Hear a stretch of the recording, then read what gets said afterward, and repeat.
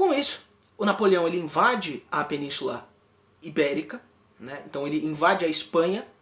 Aí ele, para não ter um país na retaguarda dele, ele foi lá, não estava fazendo nada, derrubou o rei Dom Fernando da Espanha, colocou o seu tio no governo e aproveitou dessa estrutura que os espanhóis já tinham, se juntou com os espanhóis, vamos invadir Portugal.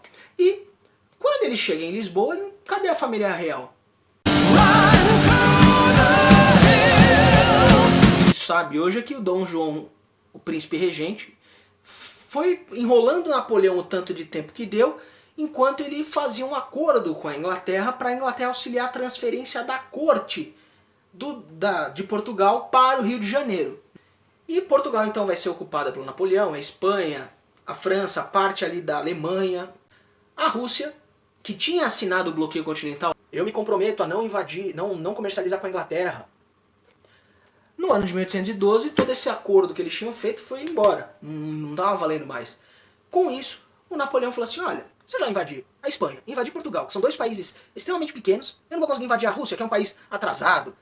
Eu vou invadir e acabou. A invasão começa em 1812 e o Napoleão vai entrando com as suas tropas em território russo. E os russos foram recuando, né? Os russos recuavam e ao mesmo tempo eles recuavam e não deixavam vestígios para trás. Não deixavam abrigos, não deixavam animais, não deixavam plantações. Eles utilizavam a tática da terra arrasada. Ou seja, aquilo que você não puder carregar, destrói para não sobrar pedra sobre pedra, para os invasores não terem suporte aqui. Com isso, à medida que o exército francês foi se embrenhando no território russo, eles foram perdendo soldados por conta da fome, a falta de abastecimento. Com isso, o exército francês começou a perder na questão dos mantimentos. And winter is coming. E também chegou o inverno. Quando o inverno chegou, o Napoleão foi perdendo mais tropas do que ele já perdeu. E quando os russos começaram o contra-ataque, estima-se que ele perdeu aproximadamente 4/5 do seu exército por conta da fome, da falta de abastecimento, das doenças e principalmente do frio. Com o passar do tempo, os franceses sofreram uma derrota gigantesca, né, na mão dos russos, e à medida que eles foram sendo empurrados de volta para o seu território, os russos receberam apoio da Inglaterra, da Prússia e da Áustria. Então os exércitos franceses não conseguiram recuar o tanto que eles desejavam. O Napoleão resolveu se render, e ele se rende em 1814, encerrando a segunda fase do seu governo, que é o Império. E aí, eles vão ter a brilhante ideia, a genial ideia de vamos chamar a monarquia de volta, já que não deu certo a democracia, não deu certo esse pessoal aí dessas assembleias, e não deu certo o nosso herói nacional, vamos ficar com o time que estava ganhando, não vamos mexer no time que estava ganhando. Não deu certo com democracia, não deu certo com discussão de assembleia, não deu certo com guilhotina, não deu certo com o herói nacional, o que é que nós vamos fazer? Vamos voltar para a monarquia, é isso aí. Então, esse rei teria que se comprometer com a Constituição. E quem que eles chamaram foi o irmão do rei decapitado, assume como Luís XVIII, tá? O Luís XVIII, então, ele vai tentar, e vai ser o projeto dele durante o seu reinado, de retornar ao absolutismo, né, e recobrar o antigo regime na França e o seu antigo poder enquanto monarca. O Napoleão, percebendo tudo isso, ele estava preso na ilha de Santa Helena, junto com alguns conspiradores, aliados seus. Ele consegue escapar da ilha de Santa Helena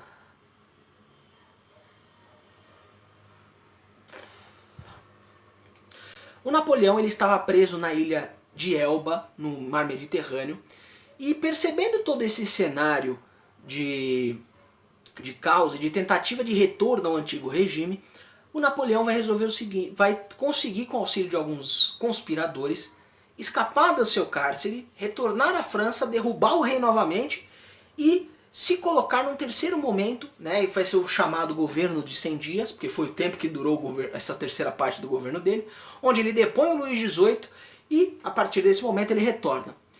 E, como consequência, o rei Luís XVIII ele foge para a Bélgica e o Napoleão vai justamente tentar buscar uma forma de capturá-lo, né, e impedir que ele fosse uma ameaça de volta ao poder.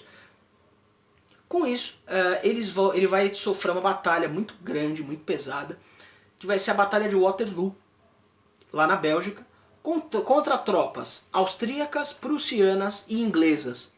Com isso, os os franceses eles acabam perdendo, porque basicamente o exército francês morreu na Rússia.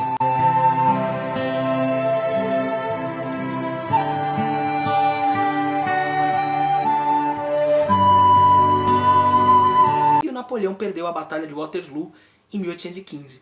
Como consequência, ele foi capturado e enviado para a ilha de Santa Helena, na costa africana, para que ele não pudesse ser resgatado. E lá ele vai falecer em 1821. E aí, como consequência após a queda definitiva do Napoleão, o que aconteceu com a França?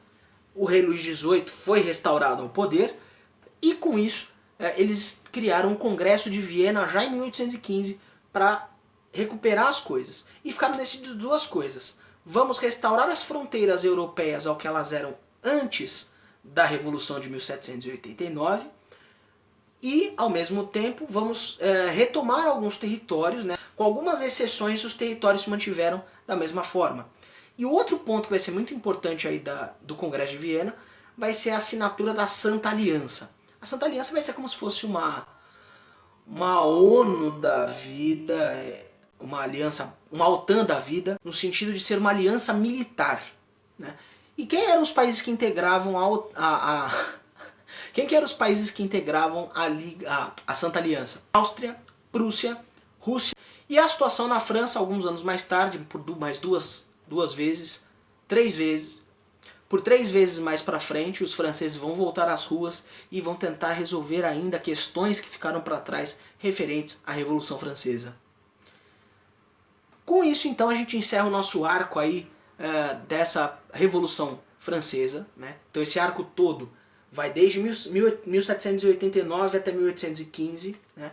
Pegando desde o processo revolucionário até o processo do período napoleônico. Não se esquece de se inscrever, de deixar o seu comentário, de deixar o joinha e compartilhar com seus amigos, nas suas redes sociais, nos seus grupos, onde você quiser.